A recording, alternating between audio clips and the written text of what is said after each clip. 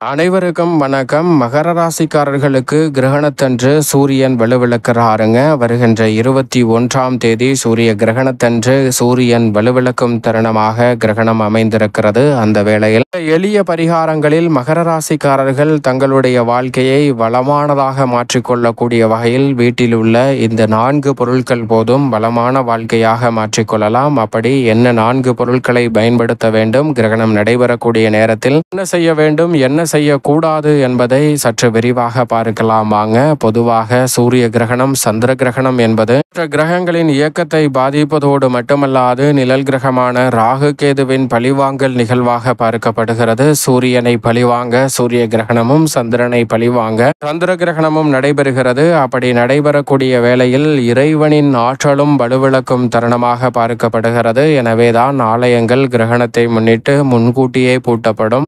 இறைவனும் ஆற்றலை இழக்கக்கூடிய வேளையில் அதிக கவனத்துடன் சில விஷயங்களை செய்ய வேண்டும், செய்யக்கூடாது என்று பார்க்கப்படுகிறது. அதில் கவனத்துடன் இருந்தால் பல சிரமங்களை தவிர்த்து நன்மையை நிறைவாக பெறுவதற்கான சந்தர்ப்பம் உறுதியாகவே உங்களை தேடி வரும். பொதுவாக சூரிய கிரகணம், சந்திர கிரகணம் என்று அழைக்கப்படுவது சந்திரன் வலுவிழக்கும் தருணம் என்பது சந்திர கிரகணமாக பார்க்கப்படுகிறது. அதாவது சூரியன், பூமி, சந்திரன் ஆகிய மூன்றும் ஒரே நேர்கோட்டில் வரும்போது பூமியின் நிழல் சந்திரனின் மீது விழுவது சந்திர கிரகணம் என்று அழைக்கப்படுகிறது. அங்கு உண்மையில் சூரியனினுடைய ஆற்றல் முழுமையாக சந்திரனை சென்றடையாமல் பூமி தடுத்து விடுகிறது. ஏனென்றால் இயற்கையாகவே சூரிய ஒளியை பெறக்கூடிய சந்திரன் அந்த ஒளியை அப்படியே பிரதிபலிப்பார். ஆனால் பூமி அதை தடுப்பதால், தனது பிரதிபலிக்கும் ஆற்றலை இழப்பதால் சந்திரன் வலுவிழக்கும் தருணமாக பார்க்கப்படுகிறது. அதேவேளையில் சூரிய கிரகணத்தின் போது சூரியன் வலுவிழக்கும் தருணமாக பார்க்கப்படுகிறது. இயற்கையாக சூரிய ஒளி பூமியை நோக்கி வரக்கூடிய வேளையில் சந்திரன் அதை தடுக்கிறார். சூரியன், சந்திரன், பூமி ஆகிய மூன்றும் ஒரே நேர்கோட்டில் வரக்கூடிய வேளையில் மிகவும் வலுவாக சந்திரனின் நிழல் பூமியின் மீது விழுவதால் சூரிய கிரகணம் ஏற்படுகிறது.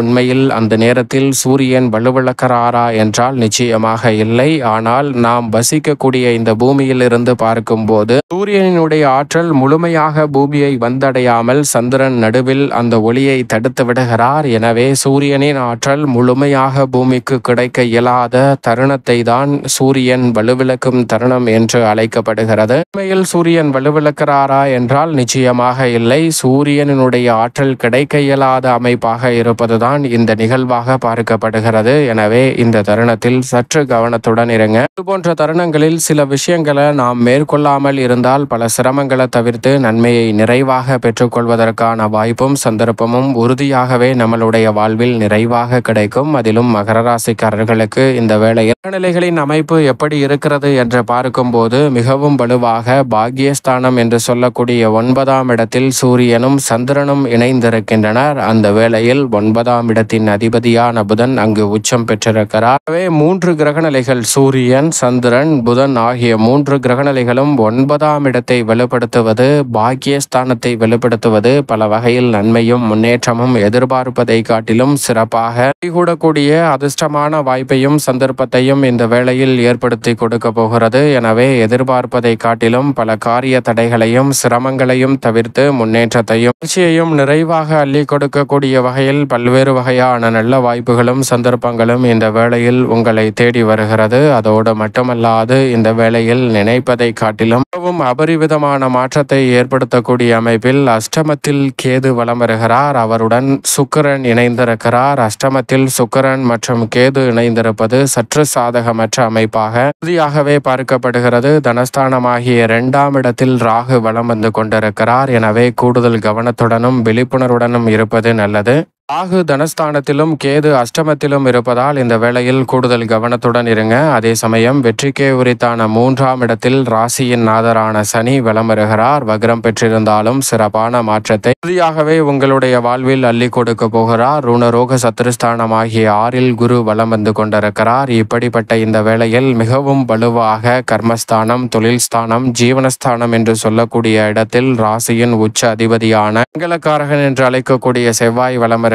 இப்படி நவகிரக நிலைகளின் அமைப்பும் இந்த வேளையில் இருக்கக்கூடிய இந்த தருணத்தில் உறுதியாகவே நீங்கள் நினைப்பதை காட்டிலும் சில விஷயங்களில் கவனத்துடனும் விழிப்புணர்வுடனும் செயல்பட்டால் கிடைப்பதோடு கிரகண தோஷம் நீங்கி வளமான வாழ்க்கையை உருவாக்கி கொள்ளக்கூடிய அற்புதமான சந்தர்ப்பம் உறுதியாகவே உங்களை தேடி வருகிறது. அதிலும் குறிப்பாக என்ன செய்ய வேண்டும் என்று பார்த்தால், முக்கியமாக கிரகணத்தின் போது ஆலயங்கள் பூட்டப்பட்டிருக்கும். எனவே வீட்டில் இருப்பது மட்டும்தான் சால சிறந்த ஒரு அமைப்பு. பயணங்களை மேற்கொள்ள வேண்டாம். எங்கு இருக்கிறீர்களோ அங்கேயே இருப்பது சிறப்பான மாற்றத்தை முக்கியமாக அள்ளி கொடுக்கும். ஏனென்றால் வெளியில் அலைவதை காட்டிலும் இருக்கக்கூடிய இடத்தில் அமைதியாக தியானம் செய்தல், அதே போன்று இறைவனை நோக்கி மன்றாடுதல் போன்றவற்றை மேற்கொள்வதால் நிறைந்த நன்மை கிடைக்கும். இந்த வேளையில் உங்களுடைய இஷ்ட தெய்வத்தின் நாமத்தை உச்சரிப்பதால் நன்மை நிறைவாக அமையும். அதோடு மட்டுமல்லாது வீட்டில் இருக்கக்கூடிய மிக முக்கியமான தர்ப்பை என்று சொல்லக்கூடிய ஒன்றையும் துளசியையும் உடன் எடுத்து வைத்துக் கொள்ளுங்கள் கிரகணம் முடியும் வரைக்கும். அதனால் கிரகண தோஷத்தினால் ஏற்படக்கூடிய பாதிப்புகளும் சிரமங்களும் உறுதியாகவே உங்களை விட்டு விலகக்கூடிய அற்புதமான வாய்ப்பும் சந்தர்ப்பமும் கிடைக்கும். என்னெல்லாம் செய்யக்கூடாது என்றால், உறுதியாகவே இந்த வேளையில் வெளியில் சுற்றுவதை தவிர்க்க வேண்டும். குறிப்பாக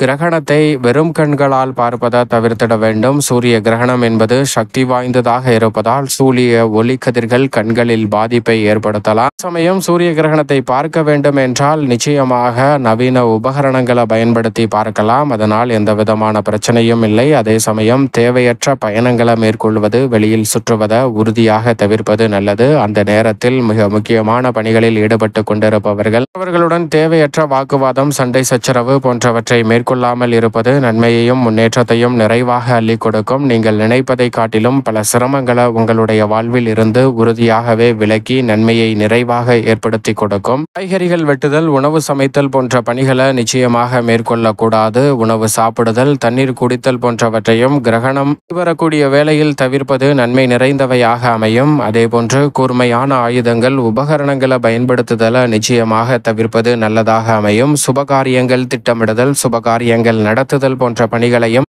மேற்கொள்ளக்கூடாது. அப்படி மேற்கொள்வதால் நீங்கள் எதிர்பார்க்கக்கூடிய நன்மை நிறைந்த வாய்ப்புகளும் சந்தர்ப்பங்களும் உங்களுக்கு கிடைக்காமல் போகலாம். எதிர்மறையான விளைவுகளை சந்திக்கக்கூடிய சூழலும் உருவாகலாம். எனவே சற்று கவனத்துடன் இருங்க. அதே போன்று கிரகணம் நடைபெறக்கூடிய வேளையில் உங்களுடைய முகத்தை, அழகை பேணி பார்க்கக்கூடிய விஷயங்களை மேற்கொள்ளாதீர்கள். விலகை பேணி காக்கக்கூடிய வகையில் மேற்கொள்ளக்கூடிய விஷயங்களை தவிர்ப்பது நல்லது. அதே போன்று முகத்தை கழுவுதல், குளித்தல், பல் விளக்குதல், தலை சீவுதல் போன்ற பணிகளையும் மேற்கொள்வது நல்லதாக அமையாது. அதே போன்று துப்புரவு பணிகள், வீட்டை சுத்தம் செய்தல் போன்ற பணிகளையும் மேற்கொள்ளக்கூடாது. இந்த கிரகணம் நடைபெறக்கூடிய நேரத்தில் இது போன்ற விஷயங்களை நிச்சயம் தவறாமல் செய்தீர்கள் என்றால் நீங்கள் எதிர்பார்த்தபடி சாதகமாக அமையாமல் போவதற்கான வாய்ப்பு உண்டு. எனவே இதை செய்யாமல் இருப்பதே சால சிறந்த ஒரு அமைப்பாக நிச்சயமாக பார்க்கப்படுகிறது. அதோடு மட்டுமல்லாது நகம் வெட்டுதல் போன்றவற்றையும் மேற்கொள்ளக்கூடாது. மிக முக்கியமான பயணம் என்றால், அத்தியாவசிய பயணம் என்றால்